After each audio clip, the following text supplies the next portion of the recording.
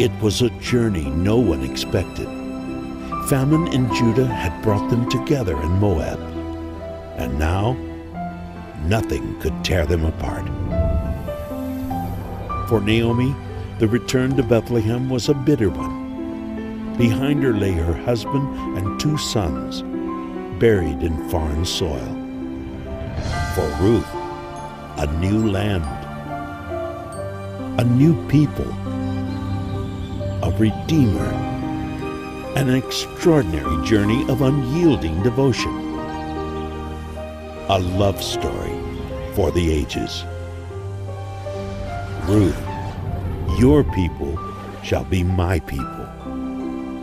Now we're in the book of Ruth, your people shall be my people, and we've been seeing the tension grow. We've been seeing this incredible story of loss, love, and legacy as Ruth and Naomi have traveled from Moab to Bethlehem. They've come to meet Boaz, the kinsman redeemer, but now there's this drama of whether he is in fact the kinsman redeemer who can take Ruth and Naomi to himself and provide for them for the years to come. And the drama has gotten more tense because there's another kinsman who is contending for Ruth in this. We don't know how it's going to turn out.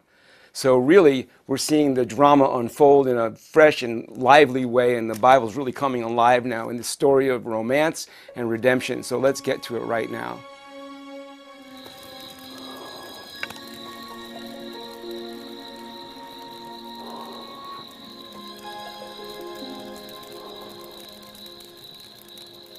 כן, אני הוא גואלך, אבל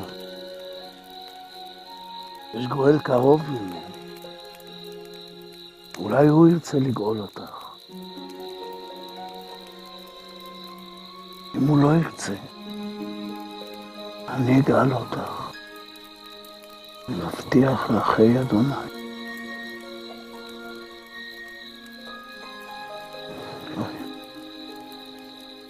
תישארי איתי כאן הלילה. תישארי כאן עד הבוקר.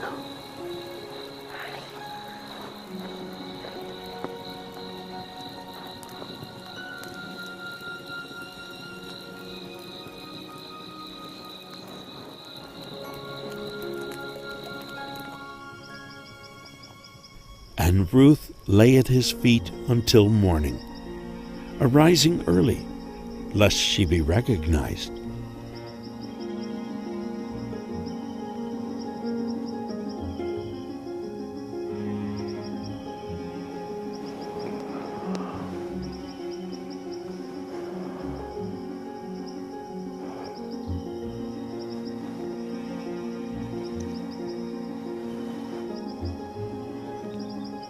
אל תספר כך לאיש.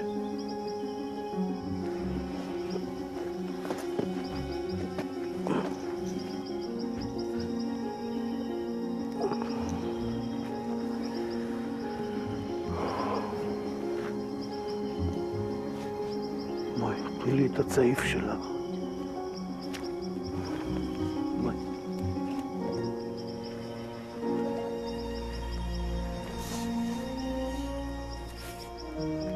And Boaz measured out 6 measures of grain and gave it unto Ruth, telling her to bring it home to Naomi. It was more than a kind gesture. It was proof that Boaz was concerned about Naomi's welfare and that he cared deeply for Ruth. קחי לך את זה.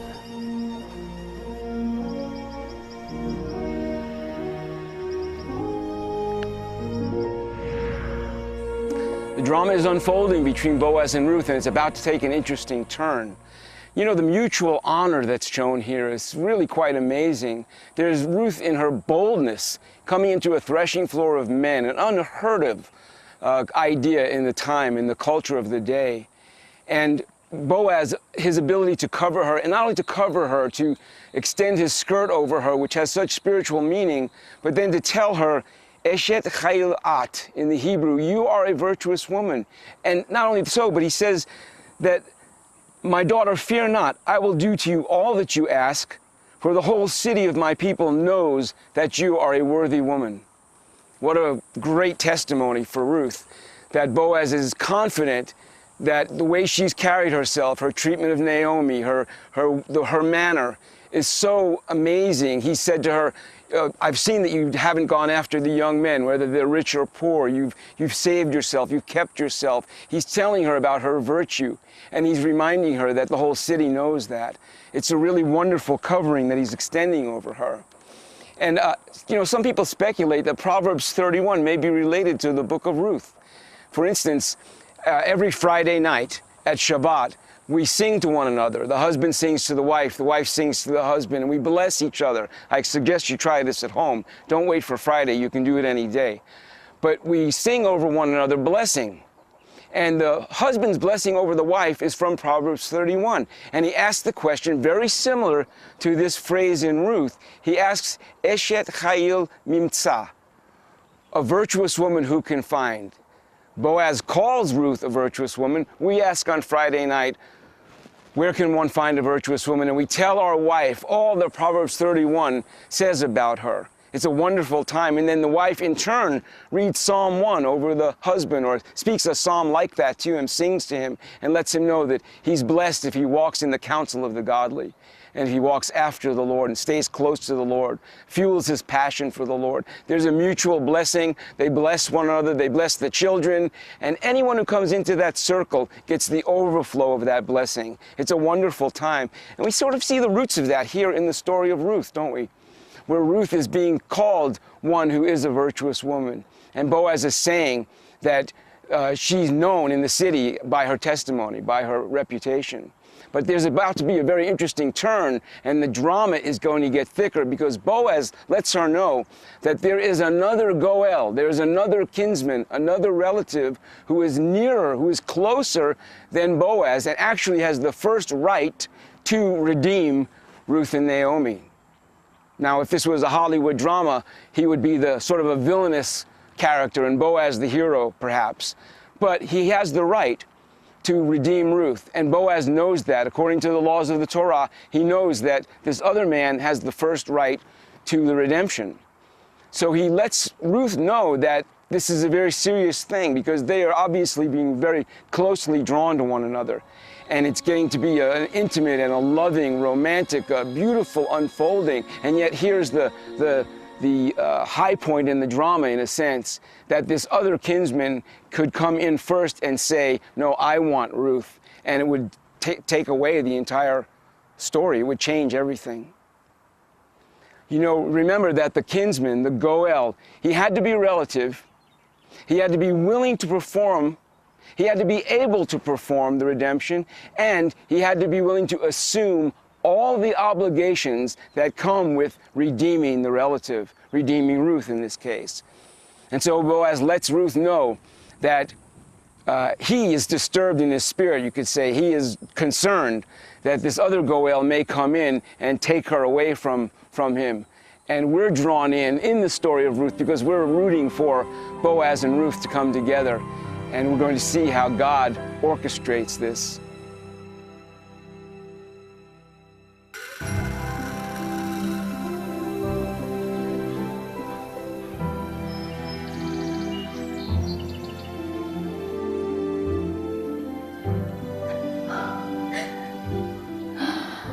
אני רוצה לשמוע הכל. ספרי מה קרה. תראי, 6 מידות שעורים. הוא אמר, קחי את זה לנעמי. לאט לאט ילדתי. בואי נראה מה יקרה עכשיו. האמיני לי, אני מכירה את בועז. הוא לא ינוח עד שתיפטר שאלת הגואל. The plot thickens. Ruth and Naomi get back together, and Naomi's so curious to find out what has transpired between Ruth and Boaz. She asks her, and Ruth said, he gave me these 6 measures of barley, for he said to me, do not go empty to your mother-in-law.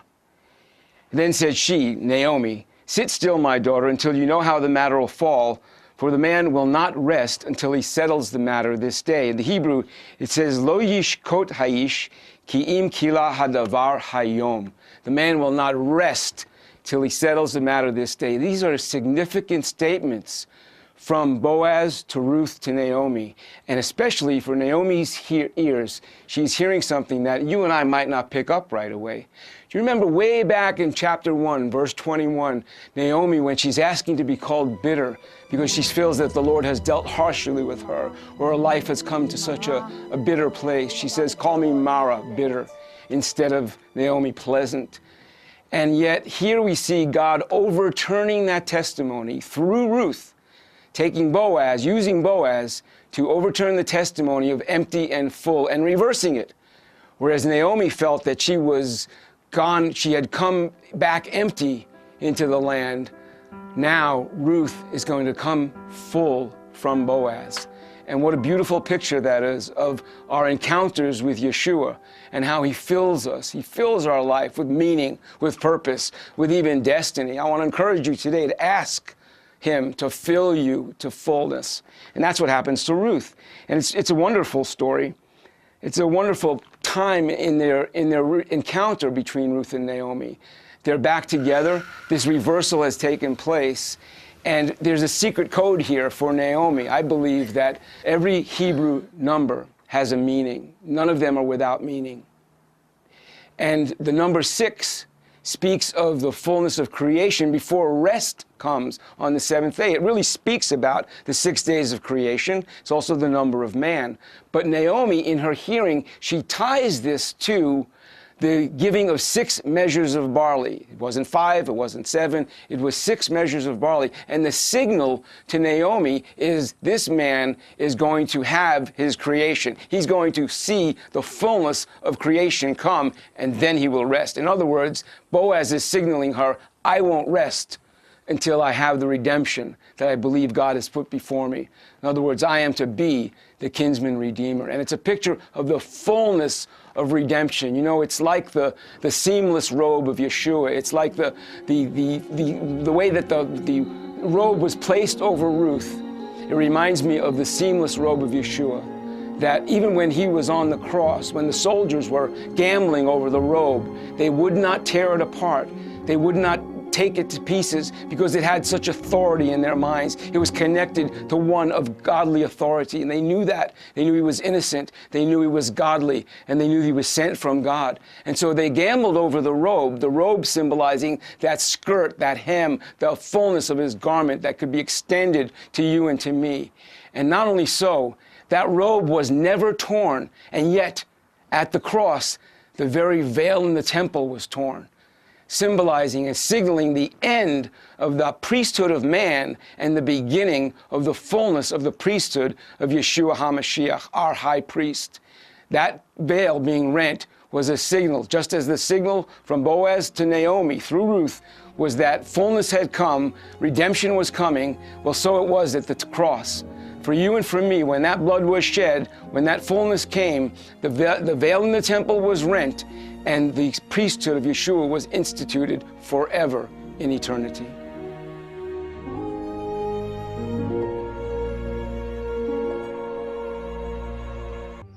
So Boaz went to the gate of the city, a common meeting place for those living in Bethlehem. And there he met the other kinsman redeemer, the one that Boaz had spoken of to Ruth. Boaz was committed to resolving the question as to who rightly should acquire Elimelech's land, and, more importantly, who should become Ruth's kinsman. In his heart, he cared for Ruth, but according to the custom of the day, he could not pursue her as he was not the closest living relative of Elimelech. His heart's desire could wither away here at the city gate.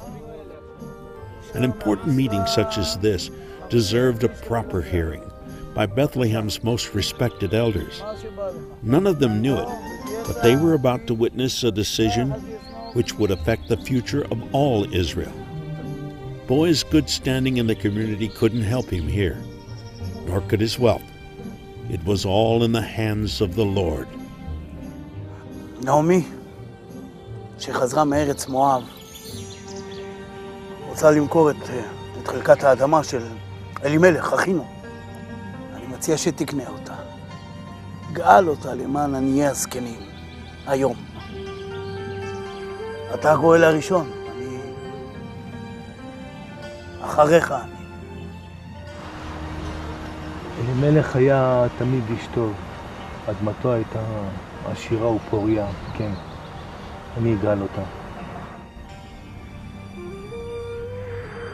In the ancient world, the gates of the city was the place where justice would be administered. The elders of the city, men of note, men who were prominent in the city, wealthy, and men of character, would gather and dispense justice for the whole town or the whole area. No doubt Boaz was one of those men.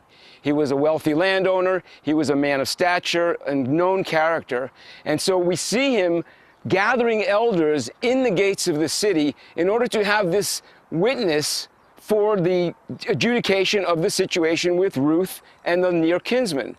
There's a nearer kinsman, and Boaz is going to be very, very fair and very, very honest in giving the opportunity to him first before Boaz gets the opportunity to be the redeemer.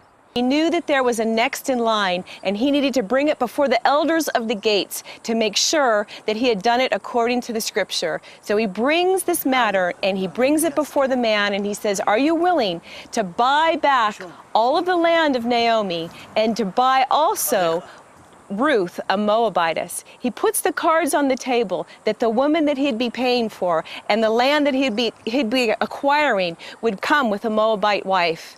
You see, Boaz in his lineage, he is connected. We can know in Matthew, he's connected to also a Gentile. His mother is Rahab.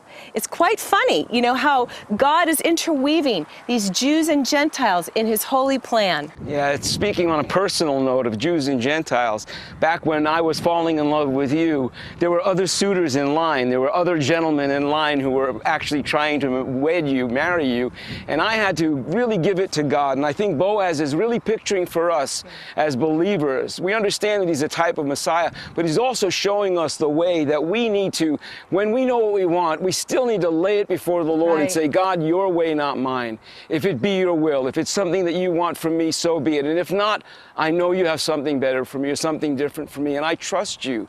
And I think it really pictures for us the sacrifice of Yeshua at the cross. He came from heaven. He had everything to lose, everything to give up, and yet Philippians tells us that he made himself of no reputation and went to death, not only death, but the death of the cross, the most horrible death conceivable, so that you and I could have choice, so that you and I could choose to love him, serve him, and be with him, both abundant life here and in eternity forever. It's an amazing picture of what God has for us if we will trust in Yeshua HaMashiach. At this point, it appears that Boaz is being challenged by another kinsman, Miles. I know, and what's amazing is that they're doing this according to the Torah. They're really trying to honor God in the way they do this. Boaz and the other kinsmen, they're working it out. The challenge has come. We really don't know where it's going. Right. One of my favorite parts here is that we've seen now that not only are we seeing Boaz as the type of Messiah, type of Jesus, but really now we're seeing Ruth as the bride arising, and the character of the bride is starting to come forward. You know, he calls her a virtuous woman in these scenes, and we understand that it's very possible that the writer of Proverbs was actually referring to Ruth when Proverbs 31 was written. You know,